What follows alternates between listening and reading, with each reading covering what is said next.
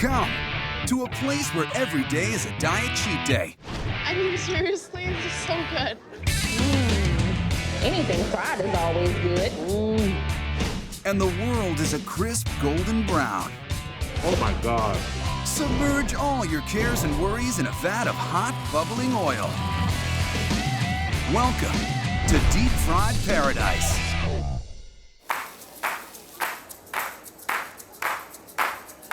Where better to begin than the county fair, where all your deep fried fantasies come true. I mean, come on, a 3-foot-long corn dog? Seriously? I gotta try that.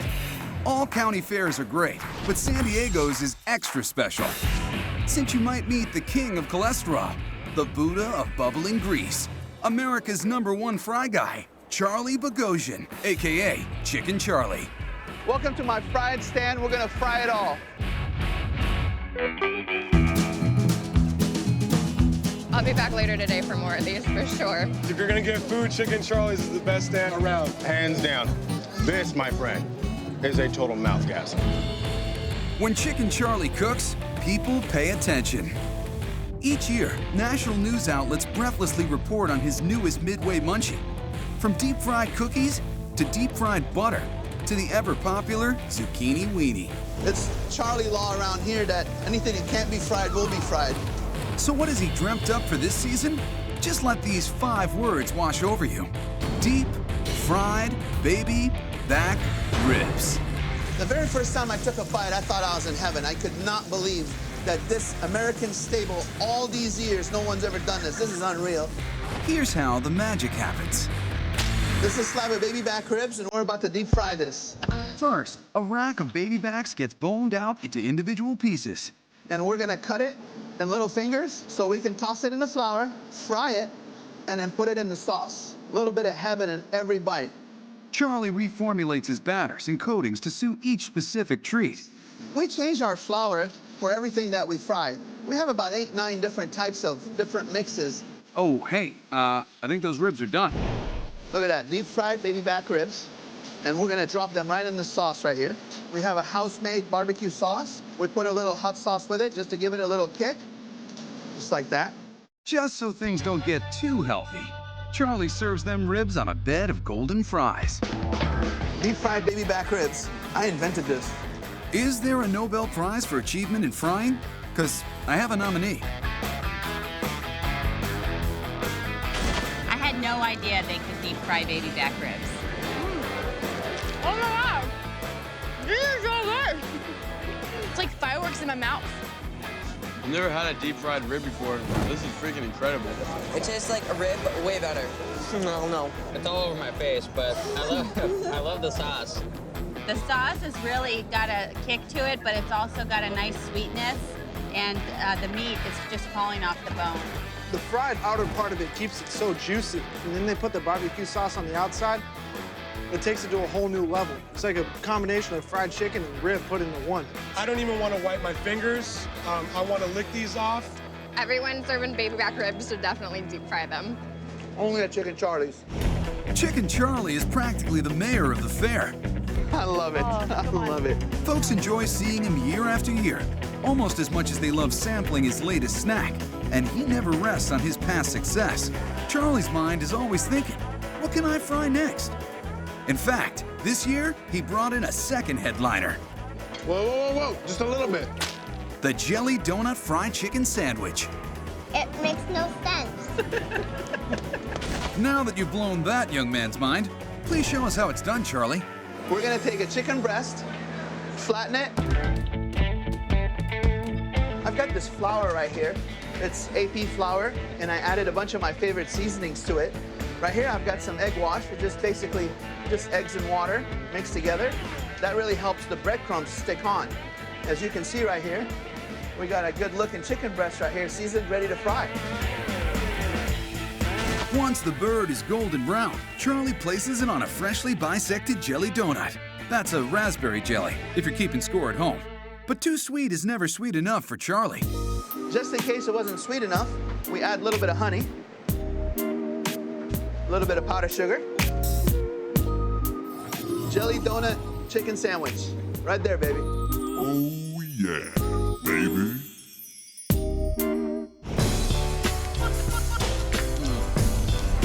best thing I ever tasted, ever. I really like how they cooked it and how you can sort of taste a little jelly and chicken at the same time. That crunch with that softness of the jelly donut, it works together just right. It's like sweet and crunchy, and there's not too much jelly. I don't know what it is. It's like soul food. It just hits you right there in the center. Look at this. Chicken, jelly, donut. It's delicious. I can't get enough of it.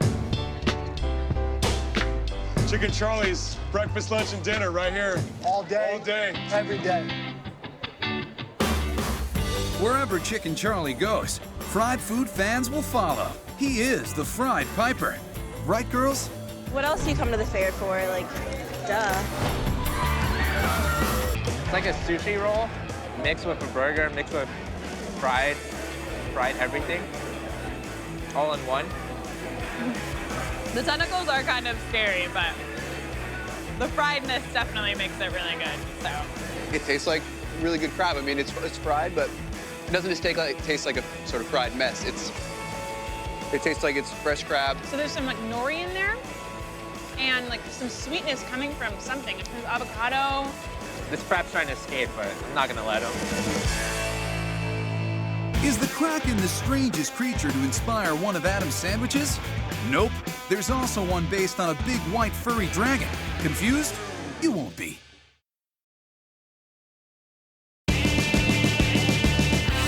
The Chuck Wagons are circled up out west at the Soma Street Food Park in San Francisco. That's where Adam's Grub Truck is making people's day with the Falcor, a deep-fried chicken sandwich named after that big white sheepdog-looking creature from the Never-Ending Story. Everybody loves Falcor. Oh, I love that movie. So that was the first sandwich. That's what started the business. That's when I took a first bite. I was like, there's my truck. You got your crispy panko-crusted chicken fillet, a couple hunks of pepper jack cheese, that sunny but not too runny over-medium egg, druven Asian slaw, just a kiss of their secret hot sauce, a little sweet smoky bacon, and that toasted brioche lid. Now that's a never-ending story of tastiness. Kind of like a state fair put inside a hamburger. Seems a safe bet that Adam's Grub Truck is poised to conquer the world. And remember, grubbing isn't just a hobby. It's a way of life. I'm grubbing for life now. Grubbing for life. Hashtag grubbing for life. If you enjoy your deep-fried goodies with a side of fantasy, then travel with us to the enchanted land of Seattle and visit the mythical, magical Unicorn. Good stuff. Score. It's fantastic. This is great. I swear to God, the Unicorn is the best bar food in Seattle. The best.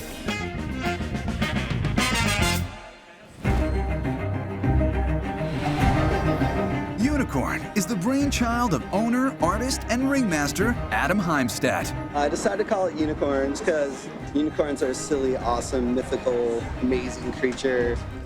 Just something that I thought would be great. And I want people to feel like it's nowhere else they've ever really been. Love the circus but don't want to run away with it? You're in luck, because at Unicorn, the brightly striped walls will draw you in. And the fried food will make you linger a while. It's like going to the fair, but, you know. Better. It's fun. Just deep fried food is fun, especially carnival style food is fun. Food on a stick, corn dogs. The star attraction here? The Unicorn Dog, a simple corn dog that under the watchful eye of Chef Kyle McKnight has become something much, much more. Unicorn Dog is a take on a Seattle dog. It kind of originated with hot dog carts where they started putting cream cheese with the hot dog, and then we took sriracha and put it in there because that's also a Seattle favorite, or everyone's favorite. There's cream cheese in a corn dog. What is that? I want that. Let us now sing the praises of that most humble but heroic junk food component, corn dog batter. Straight from Seattle. Unicorn uses a little brown sugar and real corn niblets to give it a touch of something sweet. Nice and smooth. And did we mention that this is possibly the richest corn dog batter west of the Mississippi? Let's take this corn dog to the next level. This is 3/4 of a pound of butter. butter. Let's just say you're gonna wanna leave your calorie counting at the door. The healthiest part of a corn dog is the stick. And P.S. At Unicorn, if you finish your corn dog, the stick is yours to keep, free. I usually stick 40 to 50 wieners an hour. The dogs get stuck right on. And now it's go time. Let's dip some wieners.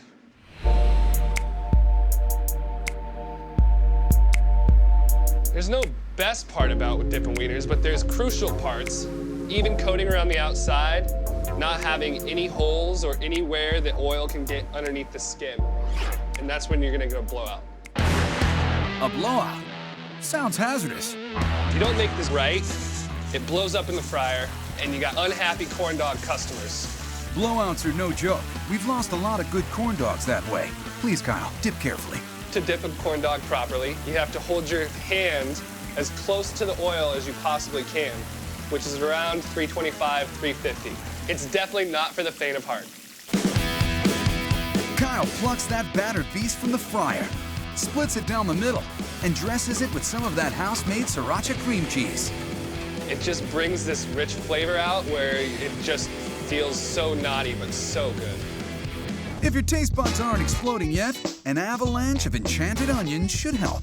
These onions may look normal, but they are not. We put ½ pound of butter, a whole pitcher of beer, salt, pepper. There's nothing normal going on about these onions. More sriracha and a little color, because there's nothing plain here at Unicorn. And behold, the unicorn dog in all its beauty and glorious, glorious deliciousness. That's really good. So good. The onions are fantastic. There's like 5 different flavors going on. Yeah. A little spicy. Cream cheese has a little smoothness to it. Onions are great. Cream cheese on a corn dog? Who would have thunk? I mean, seriously, it's just so good. If magical corn dogs aren't your thing, you've got options. Unicorn balls, perhaps. Double entendres? You're clear for landing. Unicorn balls here are a Thai twist on an actual meatball. So we have a lot of Thai ingredients that go in. Cilantro and scallions, along with jalapeno, ginger, and plenty of garlic, give these meatballs an Asian twist. There's a lot of garlic in this mixture, therefore you can smell when someone's been eating unicorn balls. That colorful mixture is combined with ground pork. This is how the unicorn tenderizes meat. Yep, you're not imagining it. Those are real brass knuckles. You've got to let this meat know you mean business. To make these balls right, you got to get your hands dirty. It's just a matter of bringing everything together really easily. I'm ready to roll. After rolling, they're baked for about 30 minutes. Then dredged in flour and dunked in buttermilk. The South really got it right when it comes to deep frying food. Gotta have the butter, gotta have the buttermilk, gotta have the flour, and gotta have meat. A quick dive in the deep fryer, and then these fairy tale orbs are topped with sweet Thai chili aioli. Here we are, magical unicorn balls. Unicorn balls. Unicorn balls, unicorn balls. Look at that. It's executed perfectly. Excellent crunch. This is what you want when you're drinking. Let us raise a flagon of grog. Cheers. Cheers. To the place where your wildest, sparkliest, rainbow-colored deep-fried food fantasies come true. To the unicorn. Seattle's Unicorn. Meanwhile, we know everything's bigger in Texas, but is their fry batter better?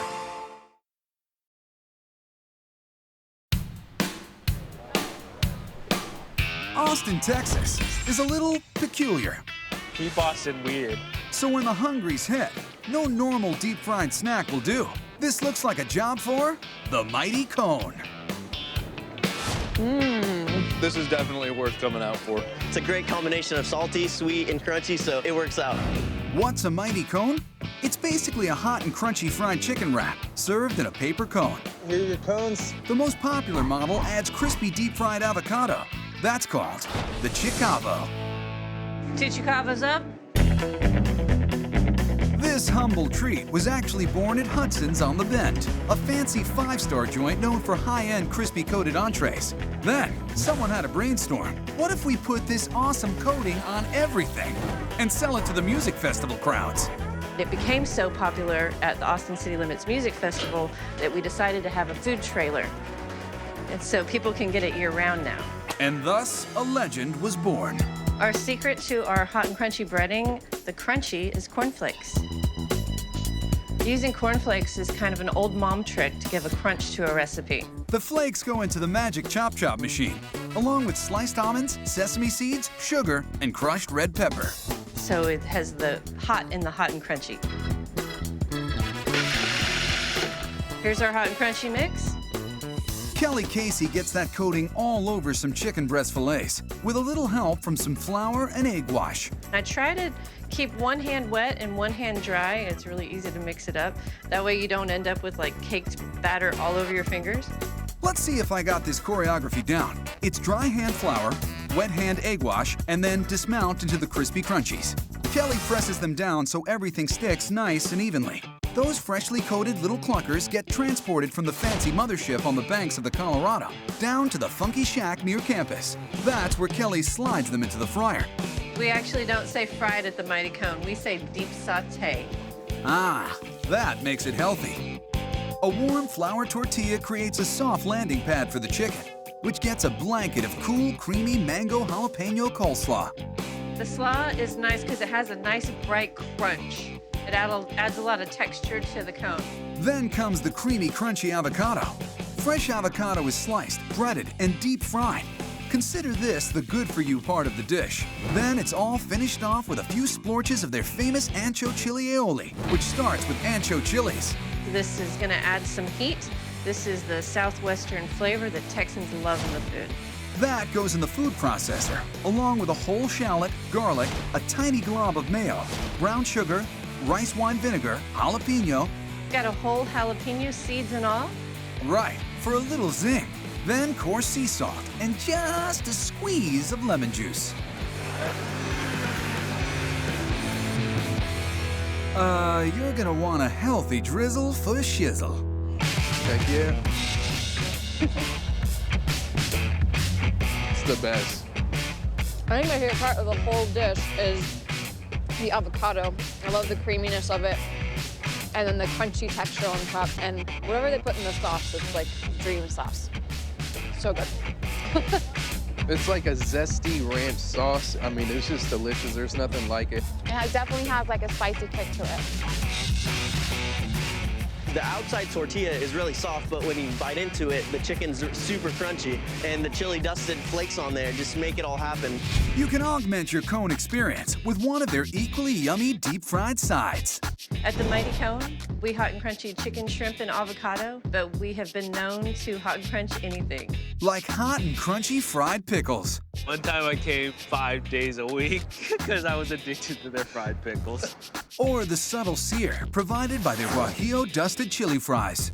Guajillo is a chili that's a cross between a paprika and an ancho chili. It's kind of like a sweet, but just a little bit spicy chili.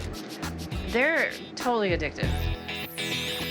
Mighty Cone lives right in the snack food sweet spot. Deep fried enough to be delicious, but just healthy enough to avoid the guilt. I don't know, it feels cleaner to me when I eat it. It feels lighter when I eat other fried food, and this feels fresh and yummy. I don't feel like I have to shower every time I eat a Mighty Cone, so that's good. See? That's the magic of deep sauteing. Move over ice cream. You're no longer the only good thing that comes in a cone. Looking for a deep-fried bite with a bit of gravitas, a little history?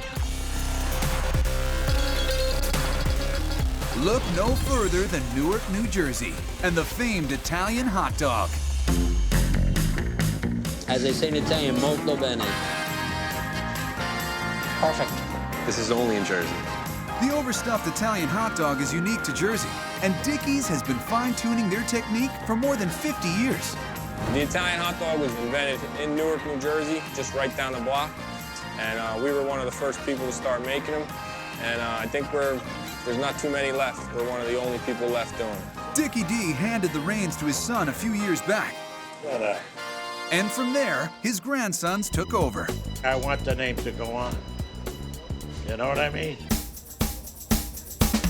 What is it about this dish that inspires such loyalty? Some say the bread or the sauce. Still others say it's the potatoes. But let's get to the main attraction. The deep-fried dog, baby. The Italian hot dog, it starts off with a whole pizza bread. We cut it right down the middle, then we make a little pocket in here, and this would be our bread for a double hot dog. A little mustard gets shot in, and the dogs go for a deep-fried dip. All right, so the texture of our dog, it's not a ripper per se. We don't want to over-fry it, make it too crispy. We just want a little hardened on the outside, so when you bite into it, you snap it, but on the inside, it's nice and juicy. A ripper, for the uninitiated, is a dog that's deep-fried until it bursts, or rips. Get it? And then we're gonna throw some potatoes in here as well. Figure about 10 or 12 potatoes on each double hot dog. Like to fill them up for the customers. All right, we're gonna start with one hot dog here, going in with it. All right, then we're coming in with the second hot dog right on top. And we're going in with some peppers and onions to top it off. Before they're grilled, the peppers and onions are seasoned with a little paprika and parsley for an added layer of flavor. And then we top it off with our potatoes. To finish it off, we'll just top it off with a little ketchup. And there it is. A Dickie D's double Italian style hot dog, originally made in Newark. Can't get them anywhere else.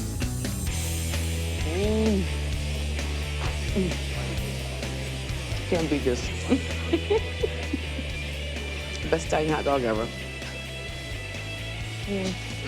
Perfect.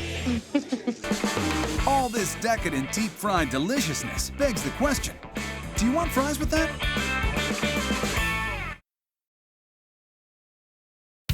No food is more synonymous with frying than the mighty potato. And no town knows more about spuds than the capital of tater country, Boise, Idaho. So if you're looking for the world's best French fries, the Boise Fry Company seems like a logical place to start. Whoa! Yeah. These fries are definitely worth the trip to Idaho. Once you try the fries here at Boise Fry Company, any other place is ruined for you. The BFC was the brainchild of these two guys. I'm Blake. I'm Riley. And these are Boise Fry Company potatoes. All right, so we've got the russet potatoes, gold potatoes, Lara potatoes, purple potatoes, sweet potatoes, and yams. 6 kinds of potato, cut 5 different ways. Covered with your choice of 9 types of seasoning, with 9 more kinds of house-made dipping sauce. So I did the math calculation one time. It's, a million different varieties you can potentially have of Boise Fry fries. Here, burgers are relegated to side dish status. Spud-savvy Boiseans appreciate the Fry Company's attention to detail. One guy who's deeply under their fry spell, local author and outdoor cooking expert, Pat Mack. Yes, you could say that I am the #1 Boise Fry Company fan. He can never decide what to get, so he goes with a little bit of everything. This right here is an Idaho candy store of potato, potato, potato, potato, potato. Their menu's top-of-the-line tater treat is surprisingly fancy. They call them bourgeois fries, which start, ironically enough, with the humble standard cut russet. But from there, it's nothing but luxury, baby. The bourgeois is kind of our specialty fry we do here. It's the most expensive fry we have on the menu. Basically, we take a russet home-style potato and we deep fry it in duck fat. So it's not the healthiest fry we have on the menu, but taste-wise, it's probably the best we have on the menu. If you've never tried duck fat before, it basically tastes like animal butter. It's like a little bit of that meaty flavor, but a little bit of butter as well. Any fry is ready when you hear the clink like this. That's the magic indicator that you've made them crispy enough. And then the last step, the bourgeois, is add our truffle salt. So this really tops off the flavor. Truffle salt is very earthly. It's kind of like a mushroom almost, that umami type flavor. It tastes kind of mushroomy, but not as intense as an actual mushroom. It's like an explosion. When you hear that it's soaked in duck fat, it doesn't sound appetizing at all, but dang, it tastes like butter. Boise Fry Company's most exotic offering is also their most popular, Peruvian purples. It's my favorite fry here at Boise Fry Company, and certain times of year they're really dark purple. Anything purple, as we know, is very high in antioxidants, and that's where a lot of the flavors are going to come from. It's just got a great, natural, nutty, earthy flavor. Another popular pick, PFC's variation on tots. They call them po' balls. First, Riley boils up some russets, then grates them in the food processor. So far, they kind of look like hash browns.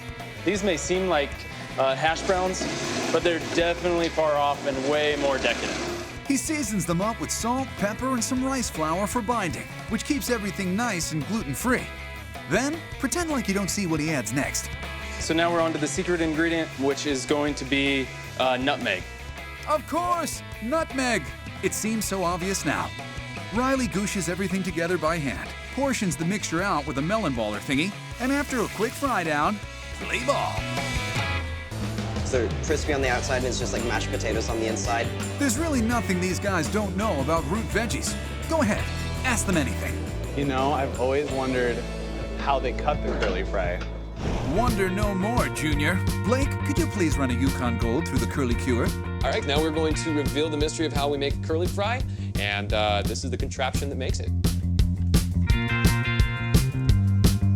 I need one of those. Why don't we eat curly everything? Yeah, you can get them. You can see how some of these ones get, and they're basically that. When they fry up, they'll start to curly because we've kind of messed with the makeup of the potato, really, I guess, you know? And that's the long and short of it. Besides the subtle variations of potato taste, you also get the full spectrum of flavors with their homemade seasoned salts and dipping sauces. We wanted to give people the option to really create their own fry. So we just deliver them the fries all natural, and then at that point in time, they can salt them, they can put whatever sauces they want. So no matter what kind of potato you find appealing, and no matter what you want to dip it in, every day is Friday at the Boise Fry Company. Deep fried fanatics always say, what can't you deep fry? Anything fried is always good, but pizza though fried? That's right, pizza. Rolled up, stuffed, and fried. Oh my God, awesome.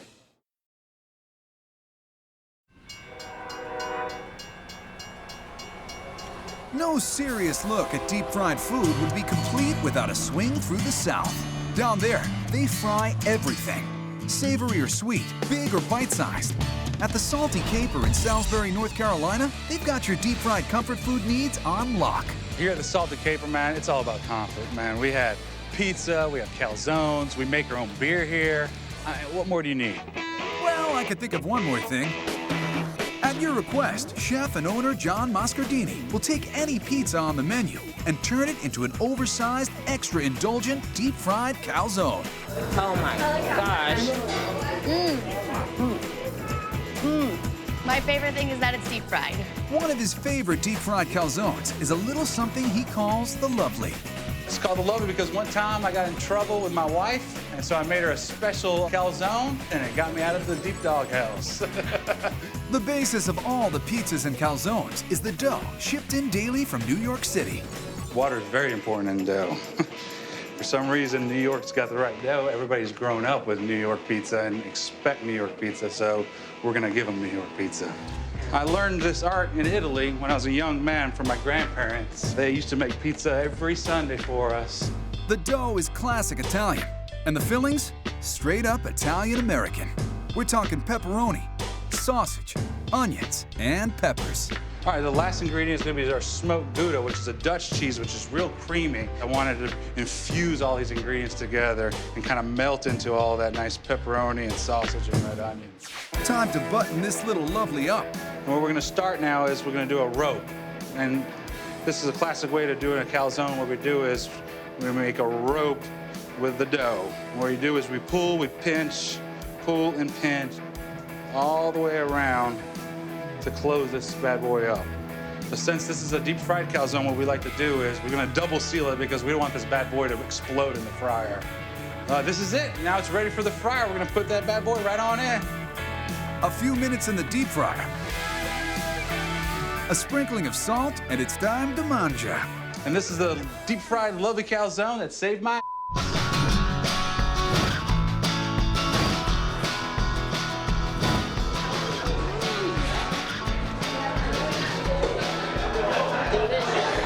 The pepperoni, the texture, the mozzarella.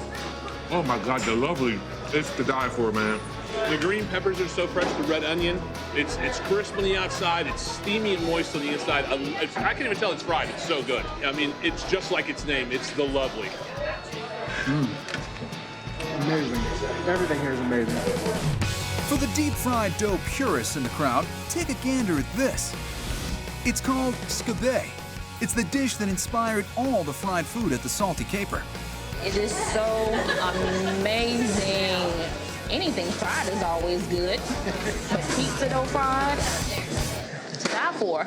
This is scabeille, these strips. This is what I ate when I was growing up in Italy, man. Scabeille in Tuscany. This is classic fried food, man. This is fair food. The scabeille are stretched out and tossed into the oil. But what takes these little bits of doughy heaven to the next level? The pesto. Fresh basil is blended with pine nuts, garlic, and olive oil, and then finished off with Parmesan and Romano cheeses. It's that simple and that good. Wonderful, wonderful. It's definitely a new era in pizza dough. Now I love it, love it. We've established that fried pizza dough is, good. So, how do you top off a meal like this? With more fried pizza dough, of course.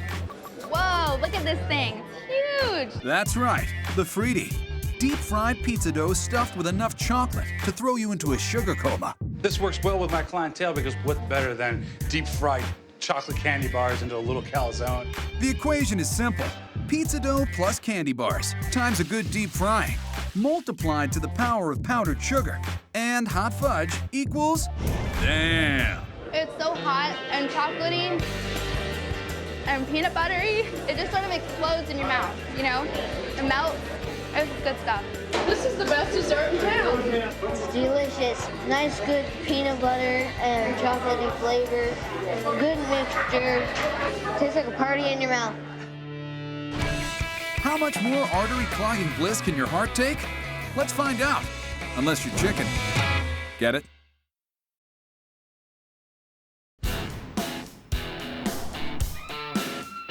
We're headed back to Austin for a taste of the golden brown standard of deep-fried food. Fried chicken! And Texans who love fried chicken know the best place to get it. Lucy's Fried Chicken. I mean, it's right there in the name. If you're gonna come visit Austin, you gotta stop by Lucy's because you're gonna get some damn good food. Owner James Holmes named Lucy after his youngest daughter, who was named after his grandma, whose recipe he uses for Lucy's Fried Chicken. It's the circle of lunch, people. It's something if you do right, it's simple, but when you perfect it, there's just nothing better. With Grandma as a guide, show us how it's done, James. And we're just gonna soak this chicken in some buttermilk and then add a hot sauce. That marinates overnight, then gets dragged through the dredge. It's a flour with my spice blends that we've come up with. Which is? It's a secret, and I can't tell you everything that's in my spice blend. Aw, man, we need specifics. What makes our chicken really special is we just do it old school. We do it right, and that's the way my grandmother did it. I loved her chicken, and, you know, I don't want to screw up a good thing, so. Once coated, it goes in the fryer. How long? Till it's done, of course. I've fried enough chicken, I can tell when chicken is done, but we always take a temperature on it. But I can eyeball it and tell you what it is. Looks like it's entered in the golden zone to me. How about it, James? Does it pass the grandma test? Some damn good fried chicken right there. Would you say it's better than grandma's? My grandma probably mad, but I think this might taste better than my grandma's chicken. Forgive me. What makes it so good? It's very tender. As soon as I bit into it, it fell off the bone real easy. You can really taste the buttermilk and the brine that they soaked it in, and it's amazing. Well, we just love the way how they bread it. How it's all buttery. I'm not sure really what they do, but it's better than a place I've ever been to. The fried chicken here is so good, it finds its way into lots of other dishes. And it's the literal cherry on top of their mountainous fried chicken nachos. Taking over the kitchen duties is Chef Cy Bukeister. Cy, I've got 2 baskets with those nachos. Okay, I've got 2 baskets. He's my old cooking buddy, Cy. We've been cooking together for years. Take this to 55, please. I just couldn't do it without him. Cy, will you get this nacho to the bar? Gracias, thank you. We're gonna lay down a base of chips. We like to do a nice even layer, not too many overlapping chips, so that every single chip gets a little attention. Even the beans on this are fried. Refried, that is. So these are our house-made beans. We like to rev them up with a little kick with some jalapeno and some bacon fat. We're just gonna ladle right over our chips here. Probably the most delicious refried beans you'll get in Austin. The meaty mouthfuls in these nachos are chunks of leftover fried chicken, which James swears is even better the morning after. That's why they fry a little extra every night. You hear people eating leftover pizza in the morning, but for me, it's fried chicken. Cy gives those chips a layer of chicken chunks and a 1-2 punch of shredded cheeses, cheddar and cotija. These look like they're gonna be good. Oh, we're not done yet. We have to layer these nachos. And I like to tell my guys that when they're making nachos, pretend like you're making them for yourself. That means indulging in a few more tiers of fried heaven. More beans, more chicken, more cheese. Ladle, place, repeat. This is how we do nachos in Texas. Everything's bigger here. That super stacked bad boy melts down in the oven. Then the Tex meets the Mex. First, some crema. We like to add more than just a little pickled jalapeno, so we have our house escabeche mix. That's pickled peppers to you and me. A little cilantro, a lot of fresh guacamole, and then the king of the hill, a fried chicken wing. These are Lucy's fried chicken nachos. They will cure a Texas-sized case of the munchies for sure. Awesome, man. Wow. Great. Are you kidding me? Awesome. Thank you. They're huge. Easily the biggest plate of nachos I've ever seen. It's definitely a Texas-sized portion of nachos. Man, these are the best damn nachos I ever had. Look at that. You can't get any better. That's one chip. You wouldn't think of putting fried chicken and guacamole together, but once you try it, it's gonna be a staple of my fried chicken moving forward. The jalapenos give the refried beans a little kick, but it's not too spicy. It's just enough. It goes perfect with everything else. Well, you got the skin on there. Fried chicken skin. It's probably my favorite part. There's no going back. It's money. I can't just go and order a regular plate of nachos anymore. It's just not gonna be the same. Food trends come and go, but Texans will never stray from fried chicken done right. And that's just the way Lucy's does it. That's how it's done in Austin. Let's face it, deep-fried food gets a bad rap in this health-conscious culture. But can something that brings so much joy be all that bad? Don't knock it till you fry it. Burritos are a lot like books. Tasty, tasty books. Perfect portable little packages that may all look the same on the outside. Oh my God, this is so good. But inside contain unique worlds of flavor all their own. Shrimp, steak, I think I taste a little avocado in there. From traditional classics to trailblazing new combinations. Chili cheese fries in a burrito. Burrito perfection. Whichever way you roll, you'll find it. This burrito is gonna maintain my sexy. In Burrito Paradise.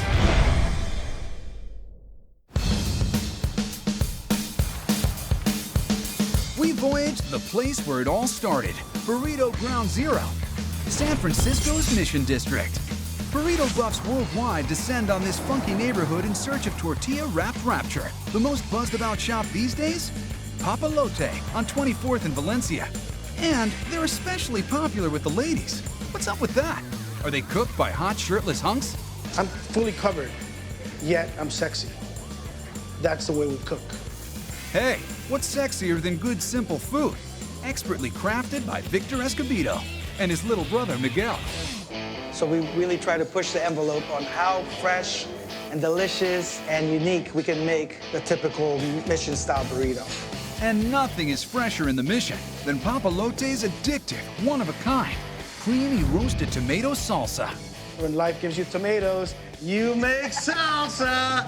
The salsa is amazing. It's got everything in it. It's sweet, it's salty, it's decadent.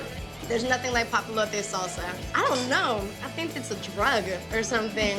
The flavor pops. It is like salsa in my mouth that goes like this. This salsa has roasted tomatoes that we roast here in the grill every day. Some onions, some garlic, dried peppers, a little salt, and the rest I really can't tell you. Like everything at Papa Lote, which means kite in Spanish, the burritos soar with flavor and freshness. The most popular is the protein-packed, hip-hop-inspired Triple Threat. So the Triple Threat burrito is named after some DJs, local heroes here. Shortcut, Vinrock, and Apollo. Miguel drops the beat on 3 kinds of meat: classic carne asada, colorful Yucatan-style achiote chicken, and juicy jumbo prawns, marinated overnight with California chili pods. So the chili pods are mild, and it just gives it a nice earthy flavor to it. What I'll do is I'm gonna squeeze a little bit of lime on top of the prawns. You can't pack all this meat onto a standard 12-inch tortilla, so DJ Miguel whips out the extended 14-inch version. The thing that makes this amazing is that we're not using a steam table, we're grilling the tortilla. So you're gonna have a nice crispy texture to the tortilla instead of a soggy, soft burrito. The triple thread is topped off with rice, beans, sour cream, guac, pico, and that famous house salsa. I'm gonna show you now the expertise of rolling a burrito. It's like he's doing Mexican origami. Peep the technique. You're gonna open her up, and there you go. And now you can see everything inside of it. Ooh, yeah. Difficult to resist. It's hefty, it's beefy, it's meaty, it's everything you could ever ask for. The prawns are grilled to perfection. The flavor of this prawn is like a cracked pepper with garlic, chili peppers, onion, tomato. I mean, it's so delicious. This burrito makes me want a body roll. Triple threat, baby, triple threat. If more traditional Mexican tastes are your jam, Papalote's classic chili verde burrito is so good, it'll have your abuelita weeping and lighting candles in church. All right, so now we're gonna make our chile verde burrito, which is a pork stew with a green sauce made of tomatillos, onions, garlic, a bunch of other stuff. And what I do is use these nice, ripe California tomatillos. Miguel adds onions, garlic, serranos for a nice mild how do you do. Then he browns up El Puerco in just a little oil. So this chile verde recipe, like many of my recipes, I got from my parents. So it's a really traditional chile verde recipe. The highlight is the freshness of the pork and the freshness of the tomatillos. As that simmers for 2 hours, it magically transforms into a moist and meaty pork elixir. Oh, yeah. Moist, and it's got that zing with the guacamole. The pork is really good. It's nice and tender. Ridiculous. These ladies know what's up when it comes to burritos. But one last question. Big brother does the talking, and little brother does the cooking, but who's the boss? Tony Danza's the boss. Very funny. Now go fly a kite. When it comes to burritos, it's all about what's inside that oversized flour tortilla. Or is it? At this taqueria in Brooklyn, the star is a rich, spicy mole. Welcome to Rachel's. My name is Marty, and we make the best burrito in New York City. With a claim like that, you better have the goods to back it up. Maron. That's insane. I get it now. You get it? I get it. Good. The beauty is in the traditions, including cooking with mesquite. The flavor comes from the wood itself. There's nothing better than that. There are no shortcuts and no shortage of ingredients. Marty starts by grilling tomatoes, onions, and tomatillos, along with a variety of peppers like ancho, pasillas, and poblanos. Mole, my friends, is not for the faint of heart. You know, there's a million different ways to make mole, so I'm sure that people are going to see this and say, that's not the way. But this is as real as it gets. Once charred, the peppers are put in a pot to simmer. The flavors are just boom, bam. And then the onions come off too. Look at that onion, how beautiful that is. That's fire, baby, yeah. Seems like a ton of ingredients already, but we're just getting started. Marty roasts seeds and nuts a handful at a time. There's pumpkin, almond, sesame, and more. He then sautés garlic, and after that, raisins. Each item goes in individually. It's very time-consuming, but it's well worth it at the end. Now we have the cinnamon. After the cinnamon comes anise and chili pods. Holy moly, this thing has a cast of thousands. When we put all these together, you're gonna go, wow, how did they ever come up with all of these ingredients to make this flavor? The nuts and raisins go in the blender with a bit of that flavorful broth from the simmering peppers. A little mixy mix, and then the grilled onions are tossed in for good measure. Now comes a different blender full of ingredients. This time, it's the tomatoes, garlic, and those tender peppers.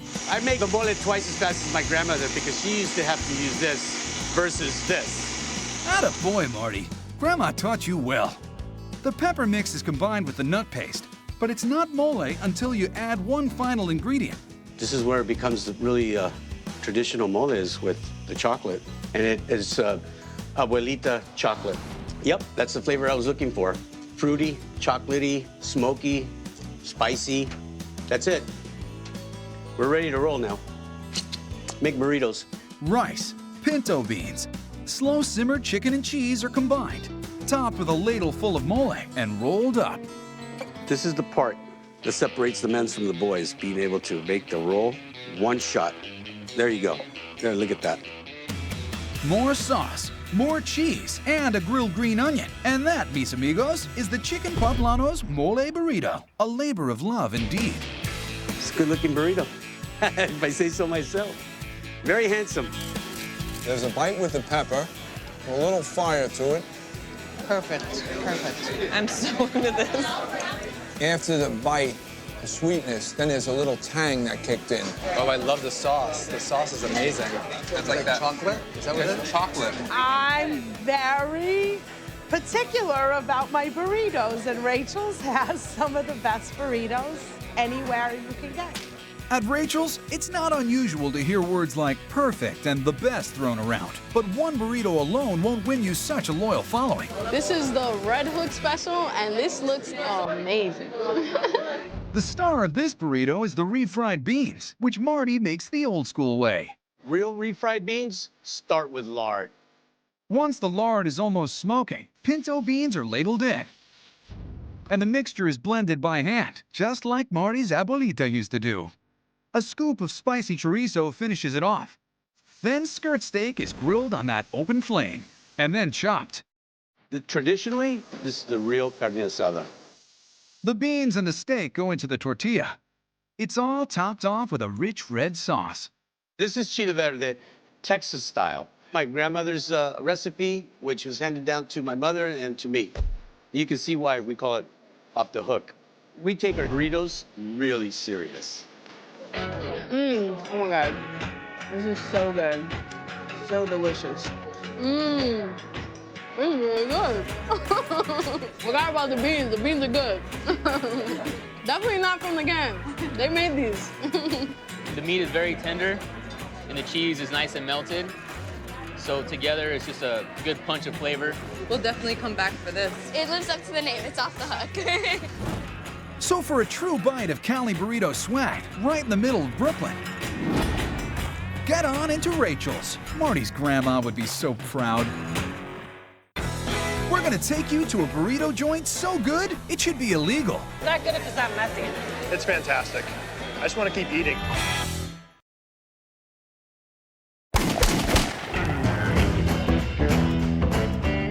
Now let's go to Colorado and get high. 1 mile high, to be precise. Hard to believe Denver was once the western edge of the lawless frontier, but that outlaw tradition continues today at Illegal Pete's.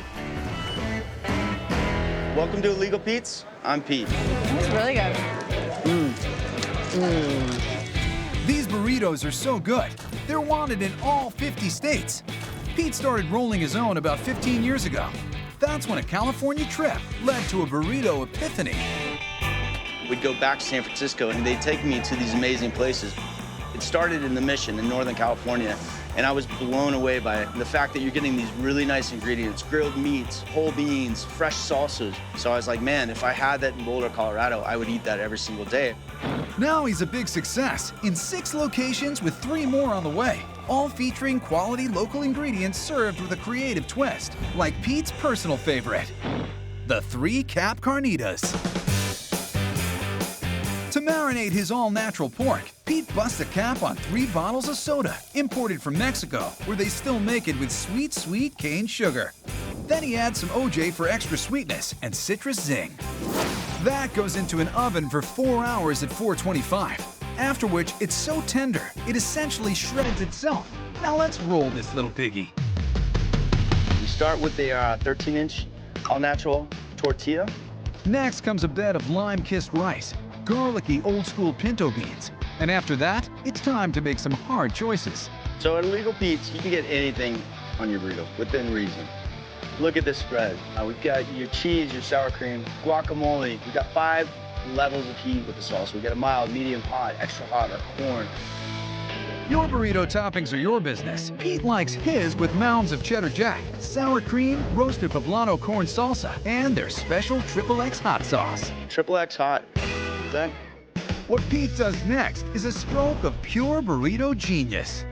we have the technology. It is a spoon. We mix it. Freaks people out every time, but it is kind of what we've come to be known for. How great is that? Most burritos are like a junior high school dance. Boys on one side, girls on the other. At Illegal Pete's, with this spoon, we'll make it into a college jam. So you're not getting a bite of sour cream or a bite of rice. You're getting the entire package in one bite. Every bite. It's unbelievable. So how do folks like the way Pete's magic spoon stirs things up? The mixing is clutch because you just get one piece of everything in every bite. Burrito perfection. It's got a lot of different textures in there, and it's nice. Besides the bonkers burritos, Illegal Pete's takes great pride in nourishing the local art scene. They host live music, comedy shows, put out records on their own label, and even feed bands on tour for free. Beastie Boys came in. We fed Morrissey and his crew. I'm gonna guess the guy who sang Meat is Murder probably chose a veggie option, like the Spudtacular baked potato burrito. Pete cubes and parboils some russets so they're nice and fluffy tender inside. Then lightly deep fries them so the outside is golden brown and crunchy. All right, so now we're gonna pull them in the silver bowl so we can season them. You know potatoes are gonna be crispy when they make that bowl ping. So what's in the shaker? It's a mixture of granulated garlic, salt, pepper, and New Mexico chili powder.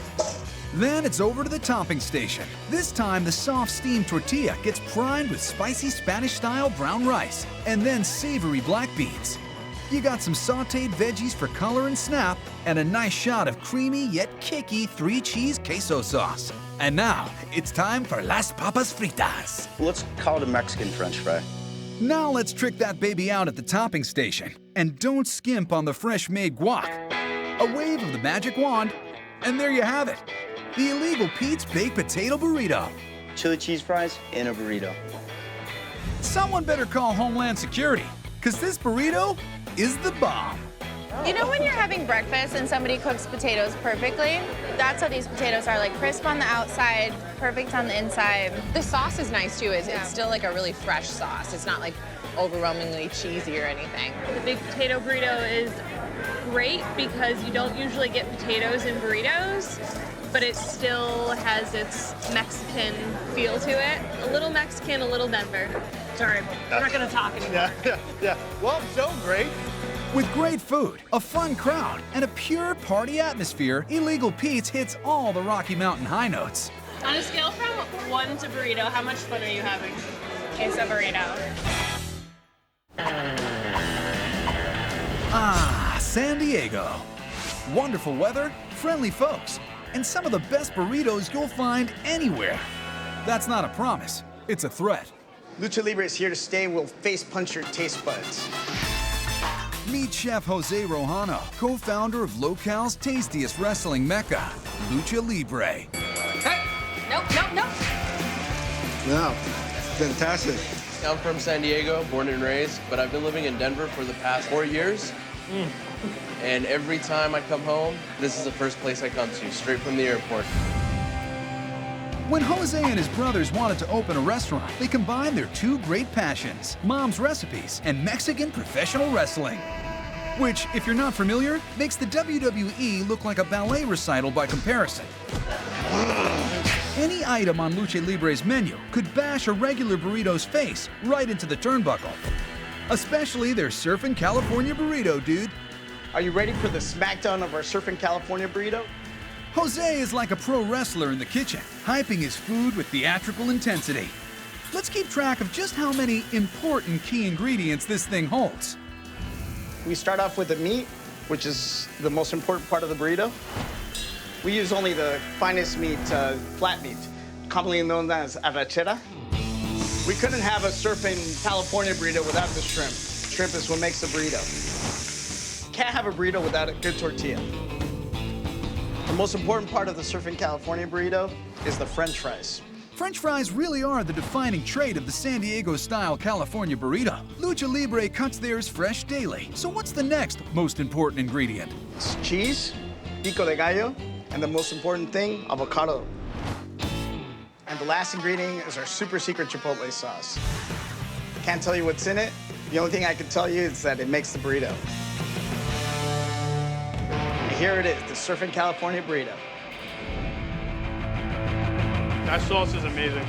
I don't know what it is, but it's perfect. There's so many flavors in here, honestly.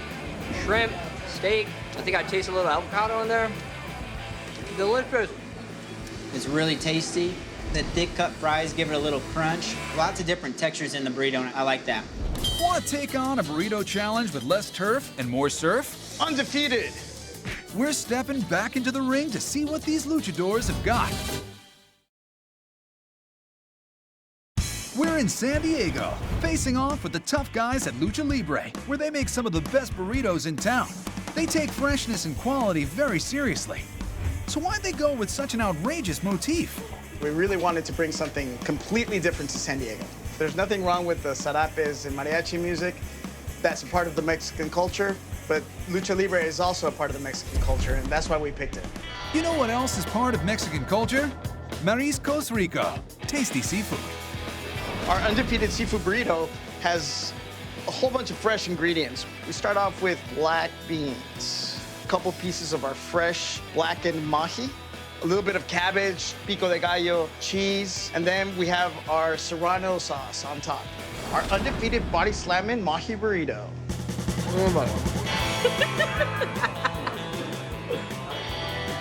Wow, fantastic. The fish is awesome. It's clean. The mahi-mahi tastes perfect. Delicioso. It's amazing. It's better than my mom's. Don't tell. So if you like your Mexican food with a side of colorful confrontation, Definitely the best burrito you could ever have. Lucha Libre is the champ. We're gonna conquer the world one taco shop at a time.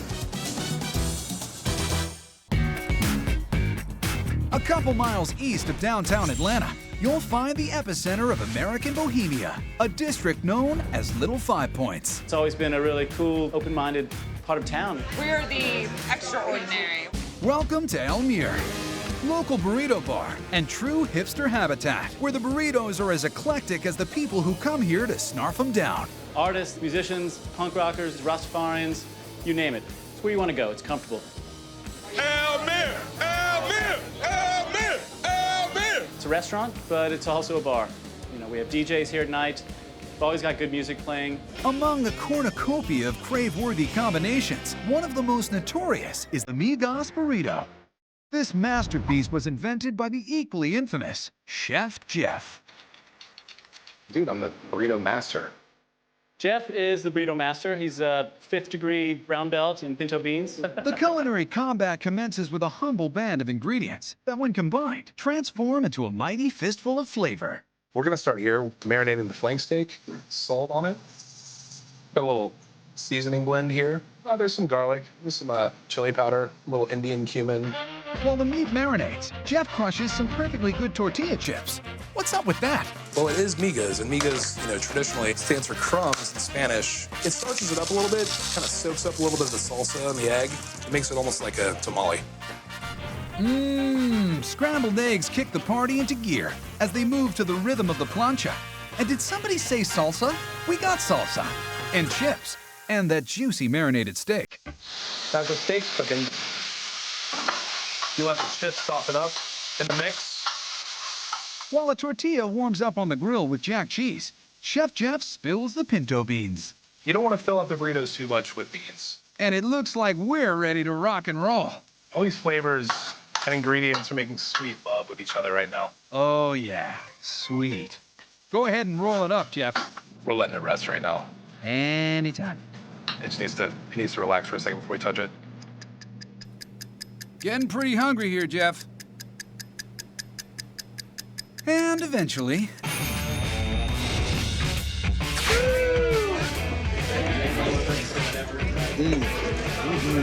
It's eggs and steak that's been marinated for hours, happily rolled up in a tortilla. It's everything I want. It's the eggs, man. It's the eggs. Once it hits the lips.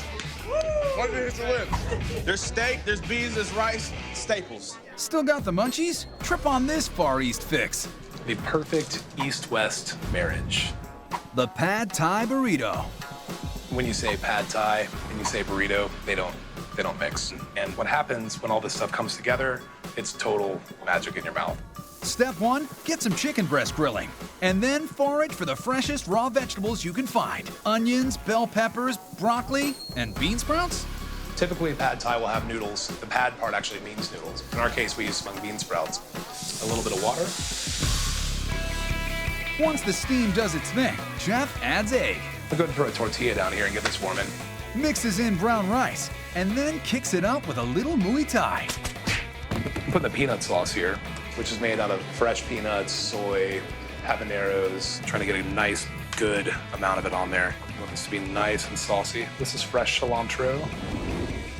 The perfect East-West marriage, the pad thai burrito. I always cry at weddings, but let's check out the food at the reception. What's going on here is the peanuts, the fresh broccoli in here, the bean sprouts. It looks like a gooey mess, but it's definitely delicious.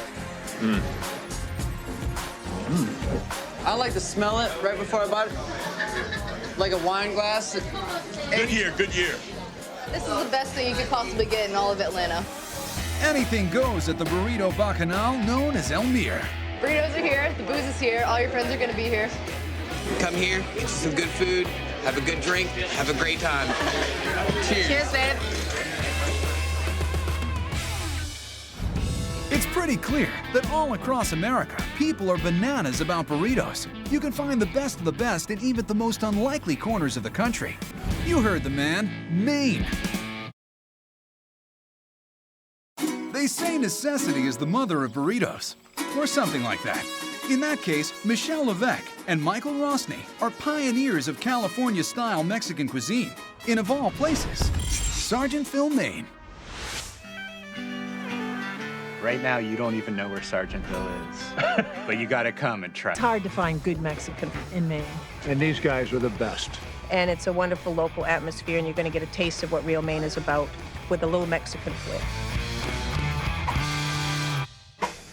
Which still begs the question, why Maine? The reason we're out here in Maine in a barn behind our house is because it was time to get out of the city, and Maine needed some really good Mexican food. I got some food. If you build it, the customers will come. We're creating everything by hand from scratch. No.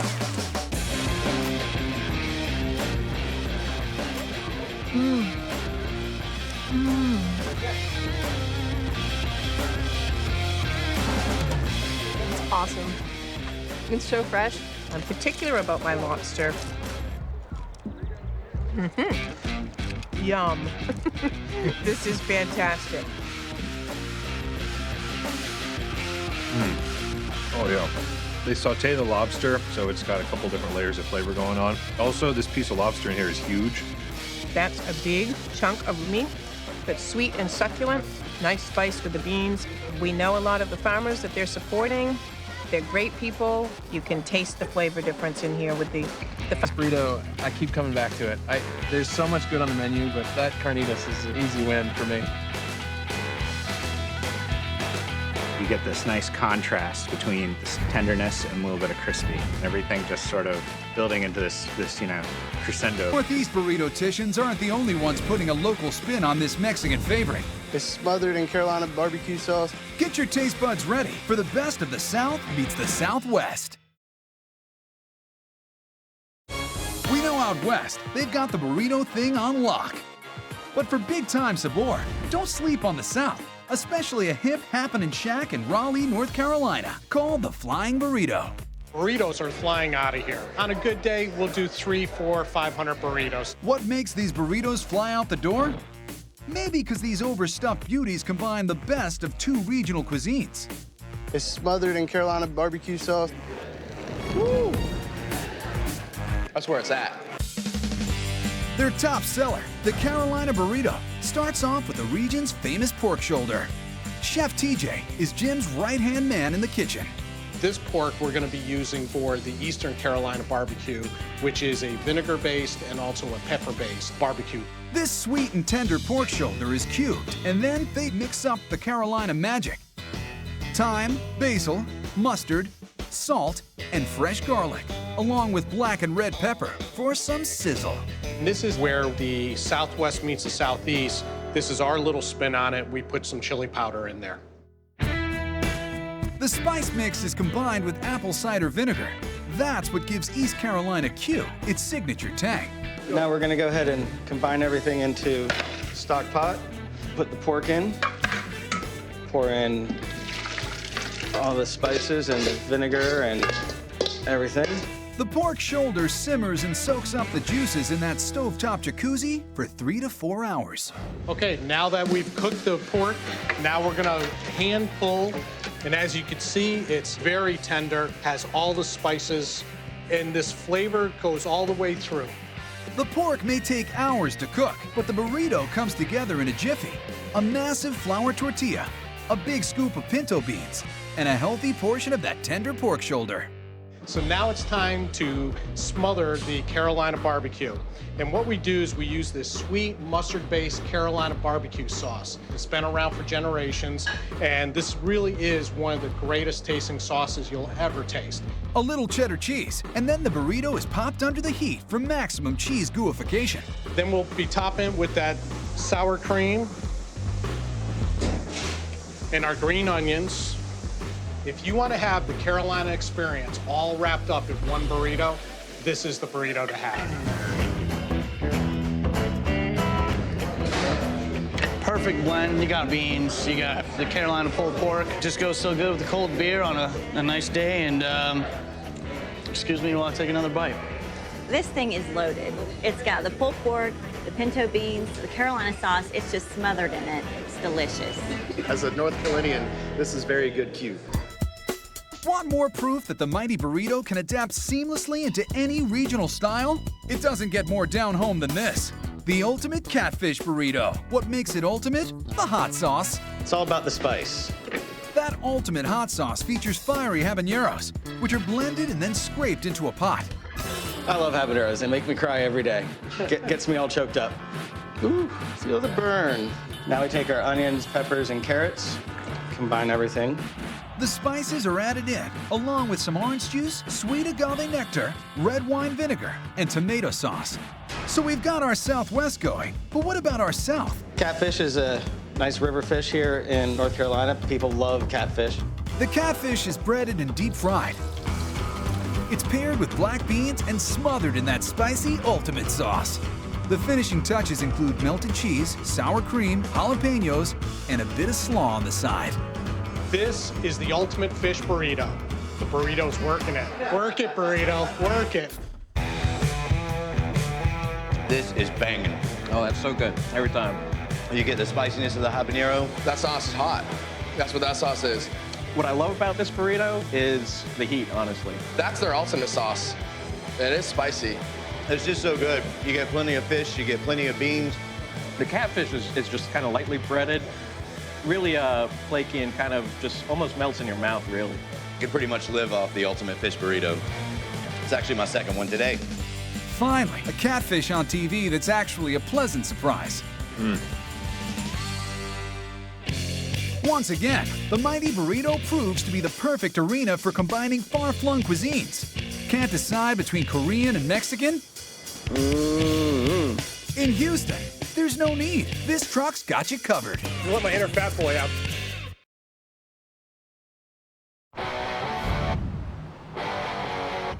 In Houston, there's basically two kinds of burritos, Koreanos and everything else. This Texas-sized food truck, helmed by Chef Tom Morris, is serving up a fusion of Mexican-Korean burritos. We do Mexican cuisine with Korean in between. The epitome of this Southwest Far East theme is their original gangsta, or the OG. And OG, is it tasty? You let my inner fat boy out, to be honest. This got to be one of the best burritos I've ever had in my life. Houstonites are big-time food truck aficionados. They flock to the Houston Food Park to gobble up Koreanos like ducks on a jackknife crouton truck. The response from the OG has been incredible. That has been by far the #1 seller out of any of the burritos that we offer. They love the different flavor combinations of the kimchi, the Korean slaw, and then of course the French fries inside the burrito, which always really throws them off, but always keeps them coming back for more. The star of the OG burrito is the ribeye, cooked up Korean style. Can you say bulgogi? Tom kicks it off by dicing the ribeye and then mixing up some marinade. Soy sauce, sugar, sesame oil, and garlic come together in a sweet and salty partnership. So this next step is really where the magic happens. We've got our great marinade all mixed up, all infused together, and now we're gonna pour it right over that beef and get the flavors into the beef. While the meat bathes in its magic marinade, Tom ratchets up the ouch factor. So the next step is gonna be our scorcho sauce. This is our signature sauce. It all starts out with a really great pepper. This is a chipotle pepper soaked in adobo sauce. The chipotle gives the sauce a smoky, spicy flavor, but it's the jalapenos that put the extra burn in this El Scorcho. Our scorcho sauce is so famous that people will ask us to actually bottle it. We've had multiple people come up to the truck and ask us, I'll give you $20 just to put it in a bottle so I can take it home. So we're gonna go ahead and mix this all together.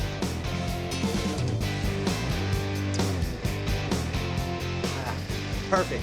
Nice little smoky flavor at first, and then at the very end you get a nice kick in the back of your throat that I'm getting right now. The hot sauce is set aside while the ribeye goes on to the flat top. All this smoke you got right here, that's all the marketing that we need. Sizzling right next to the meat, some Korean kimchi. So we're caramelizing the kimchi right here. What kimchi is? It's a fermented cabbage, a very typical Korean dish. Kind of like what salsa is to Mexican food, kimchi is to Korean food. By caramelizing the kimchi, it just gives it a different, not as quite of a bitter taste. An unexpectedly new jack addition to the OG is a hefty handful of extra crispy fries. And with that, it's burrito building time. First step is going to be our Korean slaw, red and white cabbage mixture. As you can see, it has a little bit of onion and cilantro as well to give it that Mexican flair. Tom's caramelized kimchi is added and topped with not one, but 3 sauces, the El Scorcho, a garlic spread, and a sesame vinaigrette for some pucker power, with crunchy fries piled right on top. Now bring on the bulgogi. A quick fold up, and it's good to go. And here it is, the OG burrito. You get a little sweet, and then you get the kick of it, the spice of it. This is good. Mixing Korean with Mexican makes total sense. Fries, beef, some spice. Awesome. Awesome is just one of many words that describe another of Coriano's fusion fantasies, the 3 wise fries. This dish is a tasty trinity of taters, cheese, and meat. Nothing wrong with that. You can eat them as is, or if you want them on the go, ask for the Dawson, which takes those same great ingredients and wraps them in a burrito. First step's gonna be the chicken. Next we have our spicy twice cooked pork. It's gonna go on the flat top. And then of course our famous marinated beef ribeye. The Korean flavor comes in as Tom coats the chicken and pork with gochujang, a Korean chili paste, and this work of art starts to come together. So with this we like to put the cheese down first, that way it gets nice and melted for the Dawson. The Dawson's almost there. Cilantro, onions, along with all those meaty treats. Fly in the fries. Let the El Scorcho rain in, and boom! And right here we have our Dawson burrito. Oh, yeah. Oh, my God. Yeah. It has the fries and the ribs. But it's so good. I can't stop eating. That's the thing. It tastes so good. Even though you're full, you just have to keep going. This burrito is gonna maintain my sexy. That's gonna wrap up this survey of America's burrito hotspots. Hey! Nope, nope, nope. And we've barely peeled back the foil on this topic. A burrito this good ain't even fair to all the other burritos. Next time you can't decide what to eat, remember, That's where it's at. burritos are an entire world of flavor that fits right in the palm of your hand. It's a good-looking burrito, if I say so myself. Welcome to nature's ultimate all-you-can-eat buffet, the ocean. Oh, my gosh. There's nothing better. My mouth's watering right now. I want to take another bite. It's so good. The sea may be full of mysteries, but it's also teeming with great things to eat, all swimmingly delicious. It's like summer decadence. So stop shucking around and take a crack at it. These things are so hot, that's setting the plate on fire right now. The only thing that can make it better is if I had a bigger mouth so I could shove more in. Earth has twice as much ocean as land, so you have double the chance of finding something tasty in seafood paradise. Let's sail on to SoCal, to San Pedro, just 30 miles south of downtown Los Angeles. This major port of call is home to the world's largest seafood restaurant, the 2,000-seat San Pedro Fish Market. We served 1 million customers in the last year. We sold 125 tons of shrimp in the last year. We draw in 20,000 customers a week. We have 4 Guinness World Records, and I don't know of another place anywhere that seats 2,000 people on the waterfront. They can also claim an unofficial record. Best place to bring your family for a big old tray of the world's freshest seafood. This meal is great. Reminds me back when I was a young kid, getting my fingers dirty, coming to the pier, watching all the boats drive by. The San Pedro Fish Market has been a family affair for over 50 years. I've been working here since I was 10 years old, so as my friends were playing sports, I was down here gutting fish. Mike and Henry Ungaro carry on the tradition of quality started by their ancestors, some of whom still work here, like their Uncle Tommy. Yo, Tommy! My name is Tommy Amalfitano. Been down in this area for 55 years, so I've seen generations and top of generations come through here, and it's great. What keeps generations of seafood lovers coming back? Their world-famous shrimp tray, served Southern California style. And what's that mean exactly? The customer gets to choose any kind of shrimp, fillet, whole fish, whatever they want. They throw it on the grill with our spice, which is a secret mix, a little bit of veggie, a little bit of potato, and a local garlic bread. We throw the whole thing on a tray, and you can enjoy it right on the water. There's no individual menus or entrees to deal with, just tons of what you want, cooked the way you want it, with the perfect sides. Right now, Mike's working on a classic combo of jumbo Ecuadorian shrimp with a giant Maine lobster kicker. It starts with a foundation of red potatoes and fajita veggies drenched in butter and their secret spice blend. This is secret.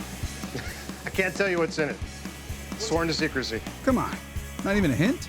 It makes your jaw sort of lock up. Like, oh my God, what's in there? You can buy shrimp anywhere, but you can't buy shrimp with our butter and our spice, and that's what makes it unique. The shrimp are left on the flat top just long enough to meld with all those secret spices and cook to tender perfection. Right now, we're mixing the veggies and the potatoes together on the grill with our spice and a little bit of butter and oil. So now we're ready. We're just going to add the lobster. If you require highfalutin social niceties like plates and silverware, look elsewhere. They just get in the way of a good feast. Toss that grub on a tray and let the family pile on. And the final touch, a loaf of garlic bread. World-famous shrimp tray, jumbo shrimp, giant lobster, and a loaf of garlic bread. The seasoning's perfect. I mean, it's all about the seasoning to have the best lobster. There's something about this shrimp that they do to it is just amazing. You can't get this shrimp nowhere else. Not into shrimp? No problem. At San Pedro Fish Market, you can get any kind of seafood you want, from abalone to zebra mussels. Or let Henry pick out something nice for you. We've got a live Dungeness crab here. Big old sucker. Once I get my hand. I don't know. Looks a little pinchy. And it's funny, I've had an employee get one on each finger, sitting there screaming, ah! So yeah, it's not pleasant. What else you got? I want something exotic, but not too exotic. All right, I've got here huachinango. We call it a Mexican red snapper. Excellent fish, you know, one of my favorite. Oh, yes, please. I'll have the huachinango. How great is this? All the hassles that go along with preparing fish, the cleaning and scaling and butterflying and whatnot, Henry takes care of all that for you. Then he drenches her down with a very spicy, very secret tomato-based wet barbecue rub. All right, I'm finished. Now I'm gonna bring this out to Mike and have him cook it up. See, cook up Senor Snapper and make it snappy. Mike gives that fish an expert grilling. If you weren't starving already, the sweet smell of sea air mixed with barbecue aroma will definitely put you in the feed me zone. Our Mexican red snapper, the huachinango, right off the grill.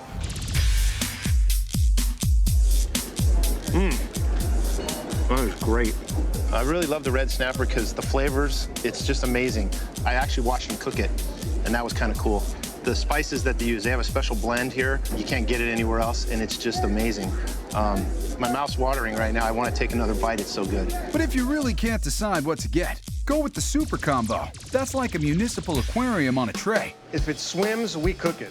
Got salmon, 4 different types of shrimp, jumbo scallops, little neck clams, black mussels, calamari, and green mussels from New Zealand. Putting everything on the grill, a little bit of butter, a little bit of spice. Starting with the salmon. We're gonna steam the shellfish, the clams and the mussels. Jumble that all up with potatoes, veggies, and garlic bread, and ahoy mateys. Super Combo Tray's got everything every seafood lover could ever want. So good. It's the best. Potatoes and onions and all the sauce goes really well together. Oh my gosh, it's so good. It tastes like we just sailed over this fish. The most delicious bite I've ever had. So no matter what you're into, San Pedro Fish Market can make all your wildest seafood fantasies come true. You could throw a whole shark on this table and we'll eat it. Nothing compares to San Pedro. I come down here just for this fresh seafood. Down on the bayou, seafood isn't just something you eat. It's woven into the fabric of the culture. And one of the most beloved classic Cajun tastes y'all ever laid tongue to is dished out by the dozen at Drago's in New Orleans, the birthplace of charbroiled oysters. Wow. Wow, that's great. The flavors just melt in your mouth. It's fantastic. And the master behind those fantastic flavors is Tommy Sitanovich.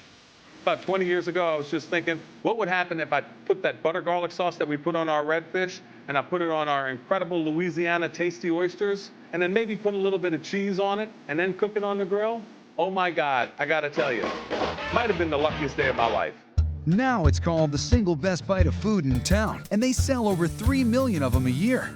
A lot goes into getting that tasty morsel from the bottom of the sea to the end of your fork. This is where it starts.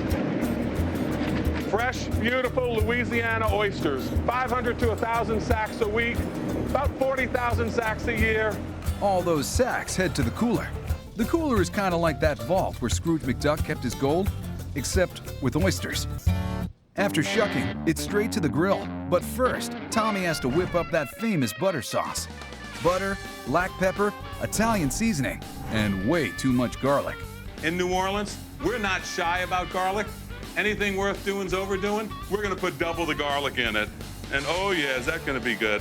You know, you can take the butter garlic sauce and the cheese and put it on a brick, and that brick's gonna be tasty. Instead of bricks, let's use some of those Louisiana oysters we've been hearing about. What is it that makes them so special? In the bayous and bays of Louisiana, they have that constant mixing on a daily basis of fresh water coming down the Mississippi River and that salt water coming in from the Gulf when the tide changes. Every day, this stuff goes back and forth, salt, fresh. We call it brackish water here. It's the shellfish version of bi-coastal. Now let's move this party to the grill, where things really get fired up. You can look at these oysters. They're plumping up. They're getting ready. They're sitting here. That smoke and that char is coming up through the shells. And you know what? They're yelling right now. They're saying, come on, Tommy, give me some butter garlic sauce. Give me some cheese. I'm ready. So you know what I'm going to do? I'm going to give it to them. And here we go. Oh, this grill's getting hot. This is magic happening, man. This is like a Saints touchdown. Who dat? The best part is you don't even have to worry about how long to cook them. When they're ready, they'll let you know. They're just cooking in that char and they're popping. These things are so hot, they're setting the plate on fire right now. This is New Orleans, baby. Looking good. Everything that you can imagine that's good is on this plate. Butter, warmth, happiness, your mama giving you a hug. Yeah. Crispy on the outside, juicy on the inside. It's just charbroiled on this really, really hot grill. And the flames come up, and the juice is beautiful. And then you suck up the juice with the French bread. It really is one of the best bites in New Orleans, period. Dude, all I know is I have friends who visit, and if you hate oysters, eat one of these, they love them. Oh my gosh. I wasn't always an oyster person, but once I got these, I could eat 3 plates of these. Drago's offers an amazing full menu of scrumptious seafood, charbroiled lobsters, lobster thermidor, soft-shell crab, and fresh Gulf fish. But it's them oysters that keep folks coming back. And when they can't get to the restaurant, they're hunting them down in the street, where they're setting oysters ablaze on the back of their fire engine turned food truck. We tricked it out. We put TVs on it. Of course, we put beer taps on it. We've got a grill on the back of it. We just go out, we have fun. When they char-broil the oysters, you just get a different flavor there. Something that I never really imagined before I tried these. It's really, really the best way to have oysters. You get char-grilled oysters, you got the beer, you got the TVs, you got a lot going on here, so it's absolutely awesome. Seriously, wherever those fired-up oysters are, that's where the party's at. When anybody comes to Drago's, they come for the oysters. Oysters and wine. Perfect aphrodisiac. You're a man of the world, Tommy. Any truth to that old legend about oysters? Doesn't matter if they're fried, if they're raw, if they're char-broiled. You eat oysters, love longer, I promise you. Once you get a taste, your love for Drago's will last forever. Cioppino is a seafood dish steeped in San Francisco history. Here in San Francisco, we got the best seafood in the world. Come and see us. I'll cook it for you. We're taking you to the spot that claims to have the best in the city. On the eastern tippy top of San Francisco, you'll find North Beach, home of the city's historic Little Italy. You'll also find Sotomare, run by the one and only Gigi. Yeah! My name is Tarcisio Fiorucci, Gigi for short. Welcome to Sotomare, and I will give you a kiss and buy you a glass of wine. Gigi's been working in restaurants all over San Francisco for close to 50 years, and as fate would have it, his latest restaurant sits in the same spot where he had his very first place back in the 60s. Sotomare is old school, from the staff, which is mainly family, to the decor. This big collage here is a little bit of everything I've done in my life, like the Cioppino. Ah, yes, the Cioppino. This hearty Italian fish stew was invented right here in the city by the bay, back in the 1800s. When the fishermen went out, some caught fish, some didn't. And the ones that didn't would go around with a pot and say, chip in, we gotta eat too. So one guy threw a piece of fish, one guy threw a crab, and they used to make a stew of fish. Gigi's fish stew starts by making fish stock, but the big secret to Gigi's stew, I'll give you a hint, it ain't fish. My secret, nobody's gonna see this. I'm gonna put that in first. A little burnt onion, and this will give it a little color that I want for my basic stock. From there, carrots, white onion, celery, pepper, and parsley follow the burnt onion into the mix. But what about the fish?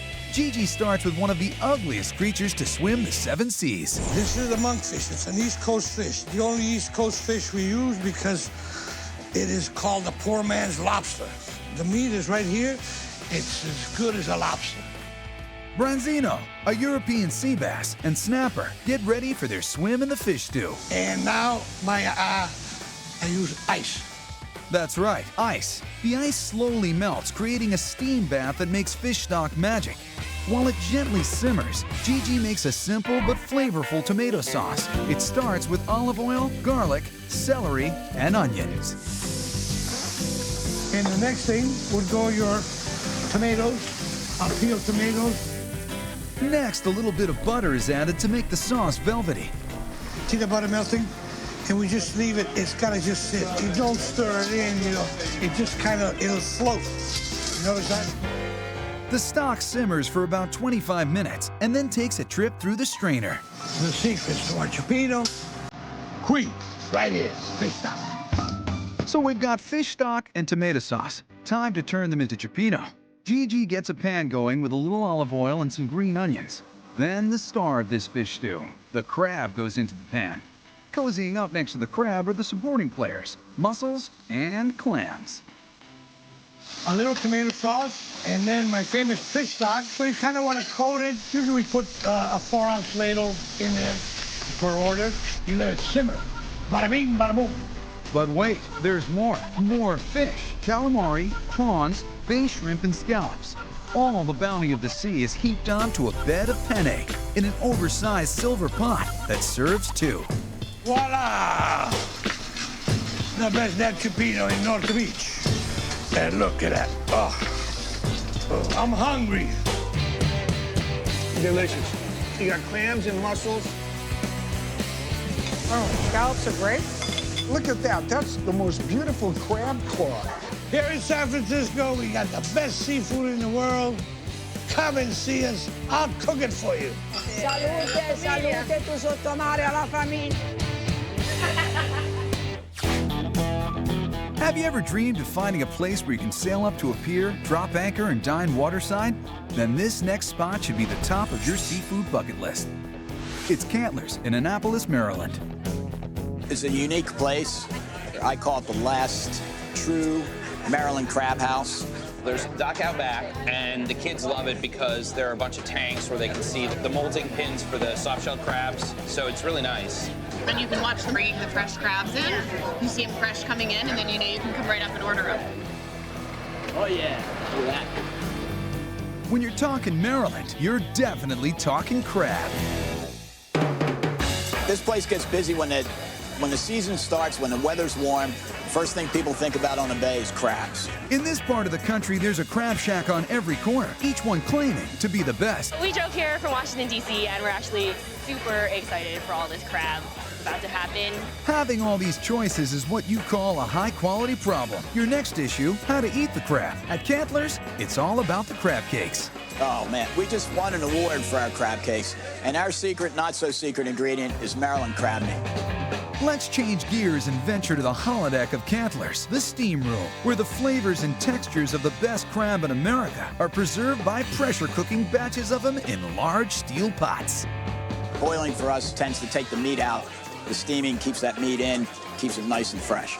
After all the delicate crab meat is picked out, it's mixed with mayonnaise, Tabasco, salt, parsley, dried mustard, paprika, and Worcestershire sauce. You need to bind the meat together. You want to use the least amount of ingredients, though, so you can taste that fabulous meat. And what would any Maryland crab be without Old Bay? Old Bay is the Maryland spice. It's just little ingredients of salt, black pepper, some Cajun seasonings, if you will. Let the good times roll. Next, the crab meat mixture is formed into 2 5-ounce balls and baked for 15 minutes at 450 degrees. That looks good. Crab cakes are ready when they're deep golden brown.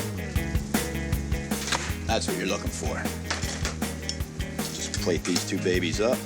A handful of seasoned fries, a lemon wedge, a side of coleslaw, and voila! And there you have it. Best crab cakes in the whole United States of America. This is why we came. 32 years I've been coming here for my birthday. Let them eat crab cake. Who needs icing and candles anyway? Oh, awesome, dude. Awesome. It's like melting in your mouth. Give me a...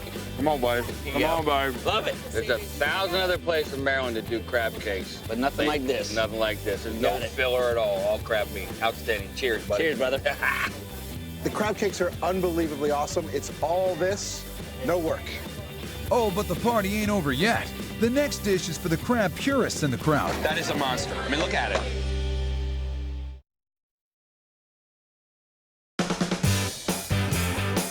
If you find yourself in Maryland, don't go joking about the crabs. It's serious business. At Cantler's, their award-winning crab cakes are like butter. But for you traditionalists, they also serve sweet, fresh crabs straight up. That is a monster. I mean, look at it. This is like Steven Spielberg Jurassic Park crab. This is definitely what Maryland is all about. You definitely got to come to Cantler's where crab is fresh. Picking crab is a time-honored tradition among Marylanders who really know how to get it cracking. And boy, do they start them young. Dad, I've already cut myself twice. Crab injury? It happens. Don't worry. Toughen up, kids. It's a rite of passage. It's a bit of a ceremony. You sit down, you pick crabs, you get dirty. It's great. Back in the kitchen, the crabs are steamed up. What size do you want? Extra large, jumbo, or super? You have to want to get your hands dirty. You got your mallet to pound the crab. You got your knife to pick out the little pieces. So we've got crab cakes and jumbo crab, but we're not done yet. You better grab a couple extra napkins. All right, these are soft-shell crabs. This is a seasonal treat. The hard crab molts its shell a couple times during the year, and it comes out soft, and within 3 or 4 hours after they do that, they'll start turning back into a hard-shell crab. What we do is harvest them before that process happens, so we can have this little delicacy here. We dredge it in a seasoned flour, and we just drop it in the fryer at 350 degrees for about 4 minutes. And these are ready to go. They're absolutely gorgeous. Ah, magnifique. We're gonna serve this with some hush puppies, and there you have it. Soft shell crabs. You don't even have to pick them. You can eat the whole thing. My wife will not have this. I really prefer She loves crabs. hard crab. This is like the whole crab, like the whole thing. You're eating the whole body. See that? See, that's the leg. You just sort of suck it up. Delicious. It's really good. It was very fresh tasting. The batter on it is like very crispy, but very thin and light. Less breading, more crab. That's basically what makes them good. In Maryland, it's not just what you eat, it's where you eat it. The what is crab, and the where is Cantler's. Just sitting with my family or my friends, just picking good, hard Maryland crabs, steamed to order, fresh. It makes all the difference in the world. When you're in Maine, you want to eat like the locals do. And at Red's Eats in Wiscasset, they know the way to a Mainer's heart. Oh, lobster. Nothing says Maine like a lobster roll. And at Red's, we make the best. 17 years ago, Debbie Gagnon took over the family business where her dad left off and hasn't skipped a beat. Serving lobster rolls the way Dad intended. Here's one. Thank you.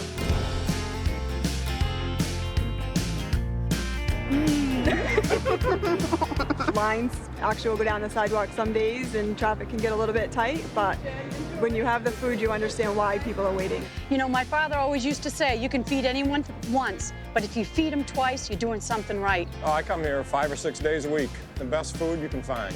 What makes my rolls so special, my meat is so fresh.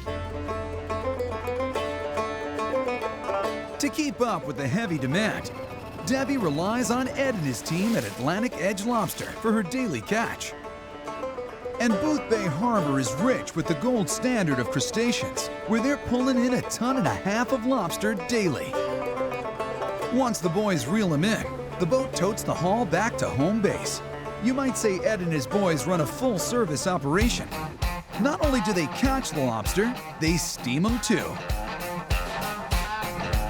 Once they reach a core temp of 180 degrees, Ed puts the freeze on the process to lock in optimum texture. Then they all take their services one step further by picking all the best meat off. Finally, it's sent back to Debbie at Red's so she can put all that scrumptious meat to good use. Look at the lobster tails, the whole tail for each roll. This is knuckles, tails, and claws that I've ripped up, never cut. Grill me up a roll. We make my rolls on. We butter and grill the bun. So the bun is gonna be warm, hot, and fresh. This is a New England style hot dog roll. That's what we use at Red's. And I'm gonna show you how we make this. It's very simple, but very special. I put the claws on either side. People go, well, how do you know how much you... I said, hey, listen, my hands have memory. When I grab this roll, I can feel if it needs an extra tail or extra meat. So the customers get more than a whole lobster in each roll. Whoa, they got more claw meat than a cat fight at a nail salon. But Debbie's no quitter. She adds a few more chunky pieces to top this showstopper. People get so excited to come to Red's to experience this because you get to enjoy the whole lobster without messing with the shells. Then it gets wrapped in its spacesuit and it's ready for takeoff. Every single one of my lobster rolls I serve with hot drawn butter or mayonnaise on the side. That way they can dip the tails in butter, then drizzle it down the roll. It's so good that way. And here it is. This is the masterpiece. This is Red's Eats' famous lobster roll.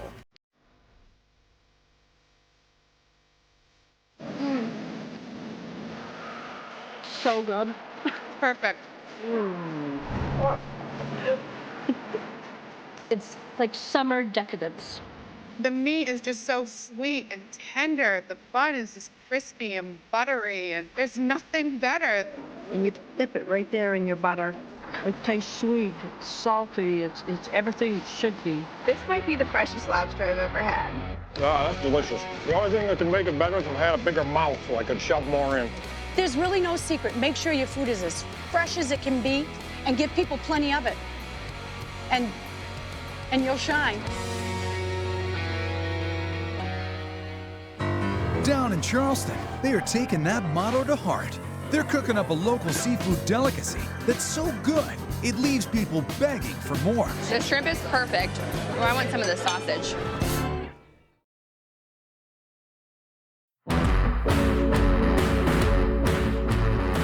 next stop, one of America's seafood capitals, Charleston, South Carolina, to a place where you can enjoy the best of low country cuisine, right on the water, Fleet Landing. Fleet Landing is about local, low country fare, very heavily influenced by our local fresh seafood here in Charleston. This is awesome. We just drove into town 15 minutes ago and we come straight to this place. Grits are so creamy. It's awesome. No place I'd rather be. From their home inside a retired Navy building, Fleet Landing does forward-thinking food, made with only the freshest, locally sourced, and sustainable ingredients around. But they still know how to nail the classics, like shrimp and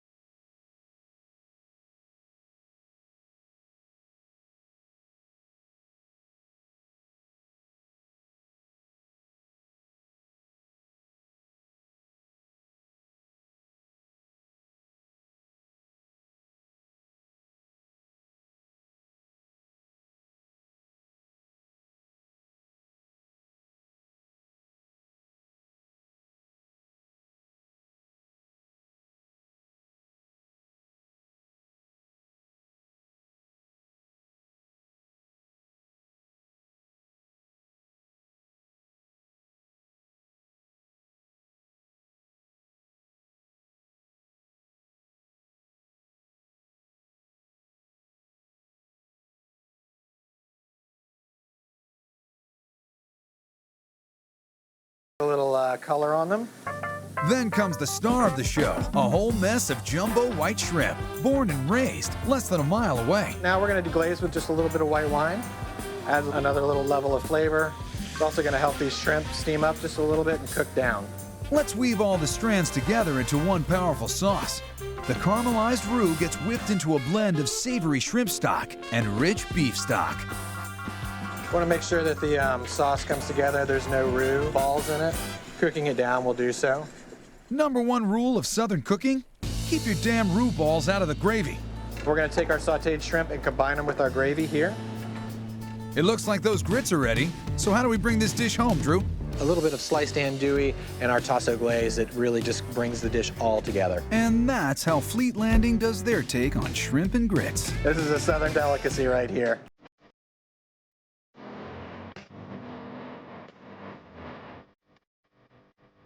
The gravy's so good. That is delicious. The shrimp is perfect. I want some of the sausage. This is just robust and delicious. It's comfort food. Comfort food, yeah, to say the very least. I mean, that's what we're used to. If you're in Charleston and you're not eating shrimp, you're missing a lot. The shrimp are tender and juicy, and they've soaked up the flavor of the gravy and the scallions, and it is just superb. And the grits are extremely creamy. So they're not too thick, but they're just right with the gravy and the shrimp. It's excellent. That's the key. I'm a sweet low country shrimp. Thought it would be really heavy with the gravy because I've never had it, but it's not at all. It's very light. You gotta love how Chef Drew uses Southern staples as a jumping off point into new frontiers of flavor. Listen to where they take fried green tomatoes. We actually do a fried green crab Napoleon, where we layer our green tomatoes with a little tarragon crab salad and just set it off with a little shellfish cream sauce and a little chili oil to finish the dish. It starts with green, unripe tomatoes, which are much tangier than when they turn red. Then it's standard coating procedure, buttermilk and flour. But here comes the twist. Instead of regular old breadcrumbs, he goes Japanese panko crumbs. We find that the texture and the flavor adds what we really need for this dish. It keeps them nice and crispy. While those fry up, time to whip up the crab salad. We use a little lump crab meat, mayonnaise, some fresh tarragon, a little bit of Old Bay, granulated garlic, and some other flavors in there to really set this dish apart from typical fried green tomatoes here in the Low Country. Drew keeps it light on the prep here to keep the flavors simple and clean. We really want the crab and the tarragon to kind of speak for itself. The assembly starts with a foundation of creamy sauce made from shrimp and crab stock. Just drizzle it on, spin it around till it's dizzy, then start stacking on the luscious layers. Tart it up with some chili oil, mixed greens, and carrot curls. And so this is Fleet's version of fried green tomatoes. It doesn't get any fresher or coastal than this. but the taste of it is just way above than what I can explain. Very good. I've had both the crab and fried green tomatoes, but I would not have put them together. So to put them together, it's great. You get the crunch of the fried green tomatoes and the delicious crab filling, and tastes like home. The crab with the tomato is excellent. It's kind of like a pancake or like a little sandwich. You mush it together and it's great. You know, adding crab to fried green tomatoes, it makes it right. Definitely. Good. Well said, Jeff. That's good. Can I take one more bite? This is really good. So if you find yourself anywhere on this sea-level stretch of the South Carolina coast known as the Low Country, and you have a hankering for something fresh, get to Fleet Landing, the home of new traditions in Southern-style seafood. And even farther down south in Florida, don't be surprised when you find yourself amongst a group of grouper groupies.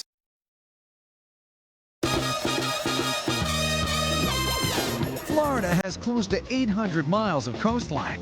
Not a bad place to head if you're fanatical about fresh seafood. Frenchie's in Clearwater sits right on the Gulf Coast. Their sandwiches feature fish pulled right from the Gulf Stream waters and scraped to your plate. You know, restaurants right now, a lot of them are popular for being farm to the table, where we're from the ocean to the table. And he ought to know, that's Frenchie himself. Well, I got the nickname Frenchie when I moved to Ann Arbor, Michigan from Quebec City.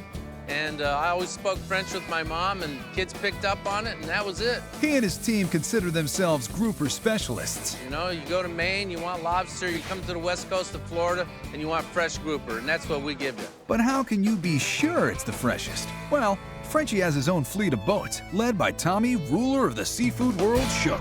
The boats head out daily, bringing home snapper, grouper, and other local catch. We just come out of the Gulf of Mexico in through Clearwater Pass. We're in Clearwater Harbor right now and be docking at Frenchie Seafood Marina. If it was any fresher, it'd be swimming. In this part of Florida, grouper is king, and Frenchie's offers it on no less than 6 sandwiches. The original grouper is the one that put them on the map. It's a simple combo of beer-battered grouper, lettuce, tomato, and tartar sauce. There's not much more to it than that, but they sell thousands a week. It's not rocket science what we're doing, it's just basically fresh ingredients from top to bottom. Perfect. The grouper sandwich here is so fresh, it's like they just caught it today, and it's delicious, and there's nothing that compares to it. This is so awesome. It's the best. The best sandwich I've ever had. With accolades like that, the guys at Frenchie's could have stopped there. But no. That simple grouper sandwich became the springboard for all kinds of creations, like the grouper Reuben. You hear grouper Reuben at first, it just doesn't make sense. But once you taste it, forget about it. All Reubens start out with rye bread and Swiss cheese, and the grouper Reuben is no different. But the bread and cheese are just a stage for the real star of the show. Most important part, nice big piece of grouper. Never frozen, always fresh, right off our boats. The grouper is doused with a little butter and dusted with seasoning before being cooked up on the flat top. Add a little sauerkraut on here. Absolutely no Reuben without sauerkraut. A little Thousand Island, and this East Coast meets Gulf Coast sandwich is done. The grouper Reuben is one of Frenchie's original recipes. It's an East Coast thing, you know. We just kind of kicked it up a little bit and gave it some Florida flair. It's so good. It's delicious. You have the sauerkraut, the Thousand Island. You get your grouper in there, the marble rye bread. It's amazing. So good. Being on the beach and eating grouper sandwiches is what you come to Florida for. The guys at Frenchie's aren't phoning in the grouper sandwich recipes. They like to keep people on their toes. This is a grouper sandwich that's drenched in buffalo sauce. Kind of like buffalo chicken, but it's on fish. You heard the lady. Spicy buffalo grouper sandwich. Better keep your napkins handy. First, the grouper is dusted with flour and then lightly fried.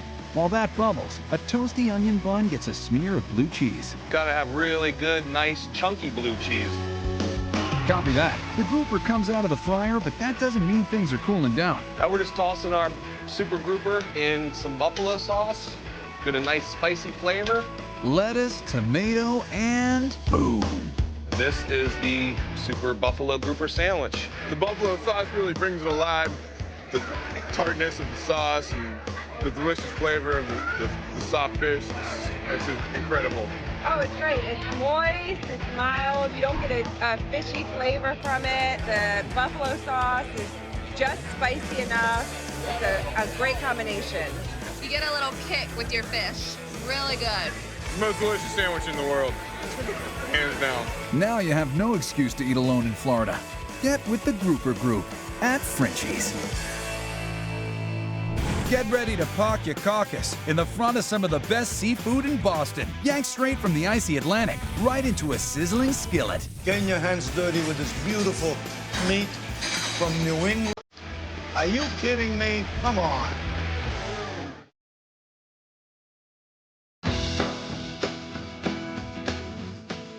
In Boston's North End, you'll find the city's Little Italy, where the people take their seafood wicked serious. East Coast seafood, I mean, you're getting delicious food right out of the skillet. Getting your hands dirty with this beautiful meat from New England, from the coldest waters in the world. Are you kidding me? Come on. It's definitely a different experience than the West Coast. East Coast is where it's at. The Daily Catch, run by the Fedora family, has been serving Sicilian-style seafood since the 70s. If you come to the Daily Catch, any given day will be me or one of my brothers, one of my cousins working here. It's a great sense of pride knowing that it's all family working together, and you feel like you're working for something bigger and better. That bigger is better mentality is center stage in the specialty of the house, the lobster fra diavolo. The lobster fra diavolo is the best dish in the North End, if not New England, if not the world. The fra diavolo starts with some of Boston's local hard-shell lobsters. So what we're gonna do is add some extra virgin olive oil, some domestic ground garlic. Gives it a very intense, spicy garlic flavor. We're gonna add some anchovies and some crushed red pepper for some spice. Fra diavolo translated is brother devil. That means this dish is molto spicy. Right now, that lobster is really infusing with that garlic and red pepper. You want that flame nice and hot, okay? A generous glug of white wine helps get all the goodness off the bottom of the pan, making sure not one bit of flavor is left behind. Now we're gonna add our homemade seafood tomato sauce. The Daily Catch's gravy is made every morning in huge batches, overflowing with the freshest seafood Beantown has to offer. Just look at these flavors going on right now. This is one of a kind, only in Boston. You got real Guidos cooking your food at the Daily Catch. Now we're gonna add the rest of the seafood. We got some PEI mussels. We got some domestic shrimp. We got some local scallops. And we got some native calamari. You want all this seafood to simmer in the sauce. Doesn't that look like just the ultimate seafood feast? Look how beautiful that looks. And now we're ready to drop the pasta. Typically it's served with linguine, but you can also get it with black pasta. That's right, black pasta, made in-house using flour and fresh briny squid ink, which gives the noodles a unique color and flavor. No matter which way you order it, you better bring an empty belly, because this dish is huge. Oh my gosh.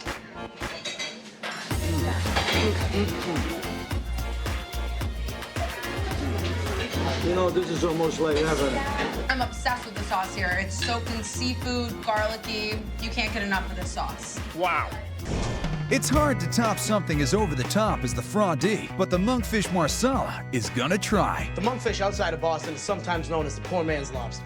The chef lightly breads the fish and then fries it up to a deep golden brown. Next up are some mushrooms and a healthy dose of the dish's signature wine. Marsala wine is made with raisins, prunes, and figs, so you're gonna really get those flavors when this wine reduces. Next, we're gonna squeeze in some fresh lemon. The acidity of the lemon is gonna cut back on that sweetness a little bit. We're gonna finish this sauce with a little bit of butter. It's gonna give the sauce a little bit of richness. Just kind of swirl it in the pan. Okay, we're ready to plate. Look at that. Doesn't that look good? Those mushrooms, nice tender fish.